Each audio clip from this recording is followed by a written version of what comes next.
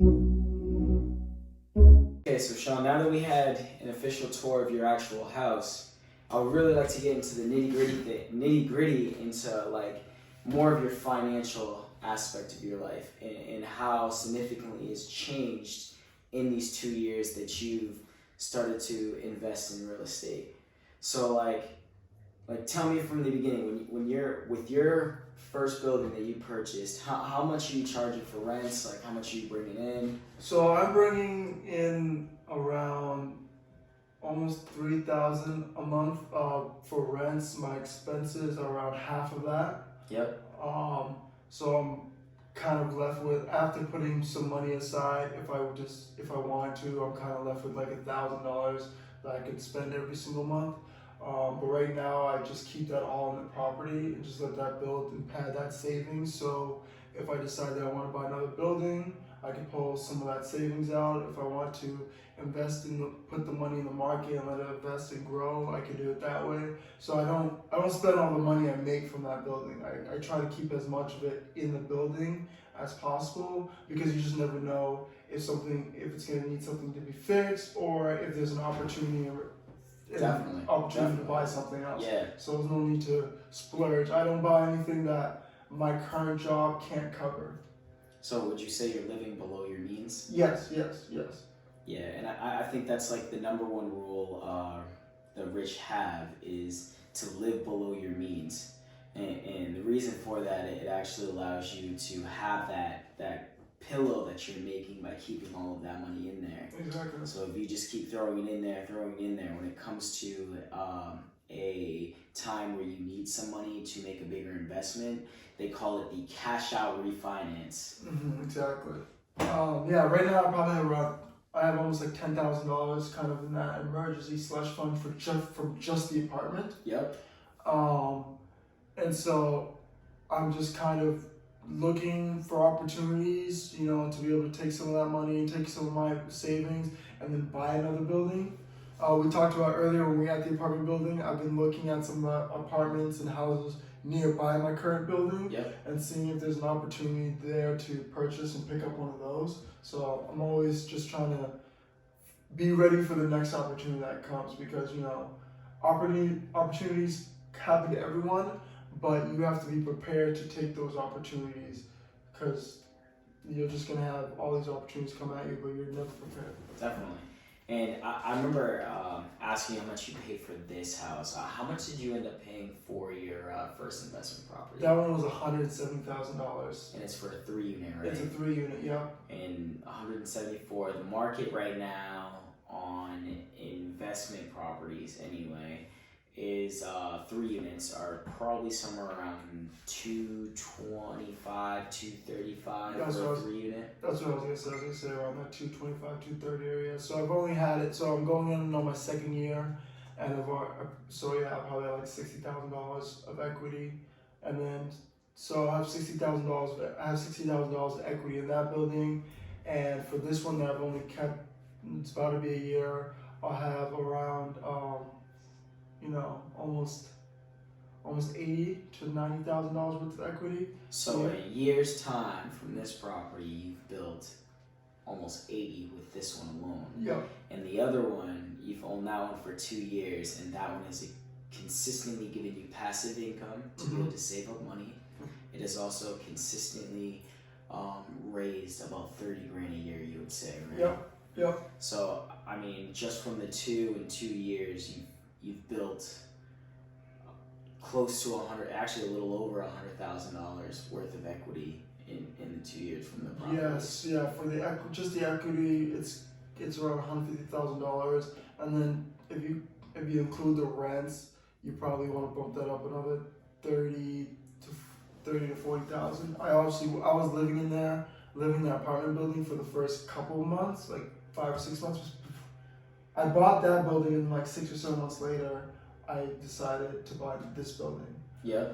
So they're not that far apart in terms of when I bought them. They all were bought in the same year. I was 21, bought both of these buildings the same year. So I was hoping to kind of buy 2 buildings or buy 1 building every single year. I learned that it's not super realistic. Obviously, once you kind of do the numbers and saving.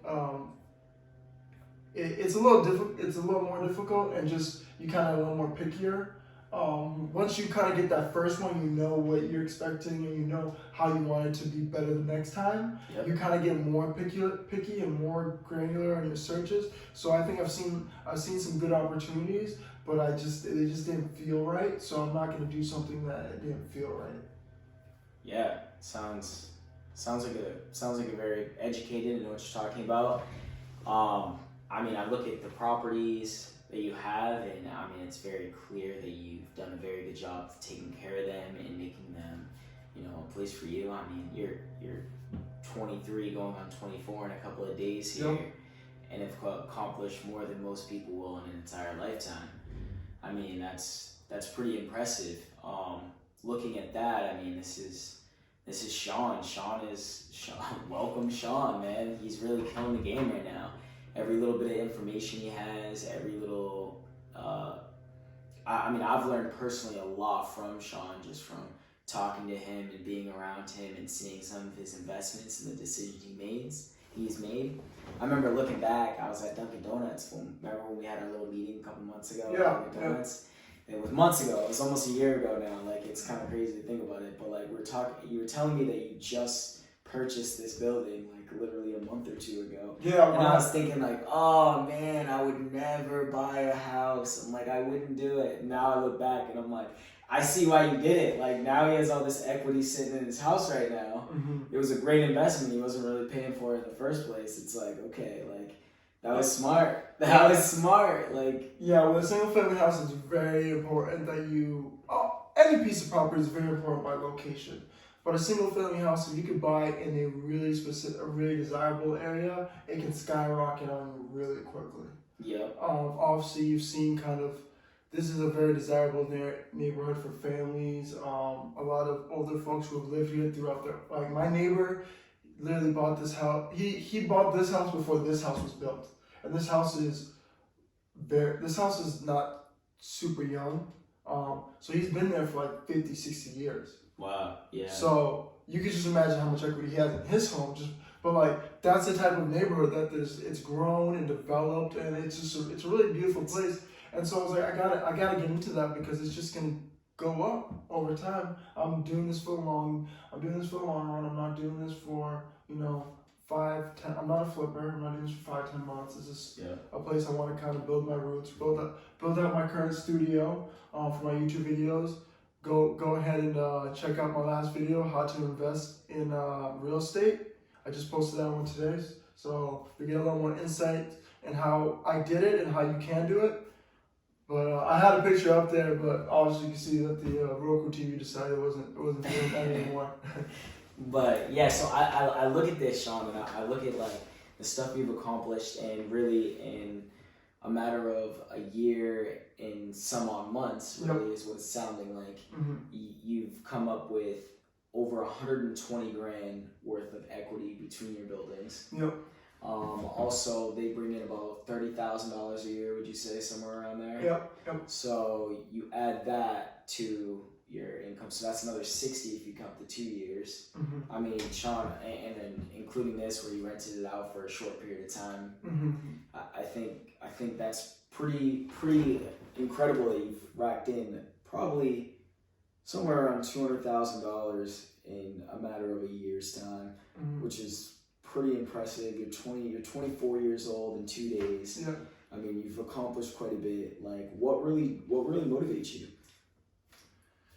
I think we talked about it in the car. What motivates me is definitely my mother, and I don't know, I really love reading books, and so books tend to get me very inspired and kind of get me off my ass. I wish I had kind of this motivation when I was in school, freaking studying science, which I was garbage at.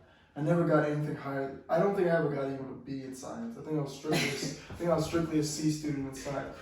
But I read my first book about real estate, and I really just got engaged into it. And it was just like, wow, this just seems like such a powerful asset to own. Because being able to say I own something, like being able to own stocks is great and all. Like, oh, I own a piece of Apple or I own Tesla stocks. I own I'm part owner, but like I don't really feel it. But like when you buy real estate, you feel it. You're like, I walk into it, I fix it up, I could break things, I could remodel everything. Like you feel the asset that you own. It's a different feeling. It's a different feeling. And it's something powerful, and I just love owning real estate. I definitely want to. I would definitely want to diversify as much as possible, going throughout, investing in businesses with my friends, doing, building up more in my stock portfolio, just trying to diversify my wealth. But like my number one passion and the way I'm going to build my wealth the quickest and obviously the most fun is going to be through real estate. Yeah, I'm always going to be talking about real estate in a sense, but I like to educate myself on other forms of investing. And so as long as you keep yourself sharp and always learning, you're always going to be ready for that next opportunity. Definitely. Yeah. Definitely. I think that's a lot of great information. And Sean, honestly, you've accomplished quite a bit. You should be very proud of yourself. I mean, you heard it first. At the beginning of the car ride. I mean, he doesn't really come from much, so there's really no excuses on why we can't accomplish the things that Sean's accomplished. I mean, doesn't really come from a very rich background, come from parents that struggled like most of us out here, trying to get by, doing the best they can, and Sean made it a mission to make sure that someday he's going to be able to give back to the people that gave to him. Yeah. Off that point, I give a portion of my paychecks and I donate a portion of my money to foundations or charities that, I think can use the money. So yeah, always give back once you have something. Always look to give back, because I think Dave Ramsey said, if you give, you shall receive, kind of in the Bible. So I kind of like that of giving back. And it's definitely, it's money. You can't take it with you, so you might as well make someone's day or make someone else easier, by donating your time, or if you don't have money, donate your time to something. But always find a way to give back. Definitely. Well, Sean, I mean, this is Sean Jany. I highly recommend you guys follow his channel. He's got a lot of great information for you. He also does very good breakdowns on how to start with your first investment property. I just watched it with him here. He brings up a calculator for you to make sure you can calculate your right deals, gives you the website, the information that you need. Honestly, he's a smart kid and he's going places, man. He's going places. I'm 26 years old. He's just turning 24. I'm impressed. Hey, thank you for having me on again. Definitely, Sean. I enjoy it. It was great having you. Tell him a little bit about your channel. Let him know. Yeah, so I do a YouTube channel about finance, news, and stuff that makes you money. So go check out that. Link will be in the description. It's just Sean Jany, and I do a podcast with that as well. You can follow me on Instagram at Sean_Jany. Follow me on Twitter, Sean_Jany. It's easy to find me. You can't miss his face. All right, guys. Thank you for watching. Peace.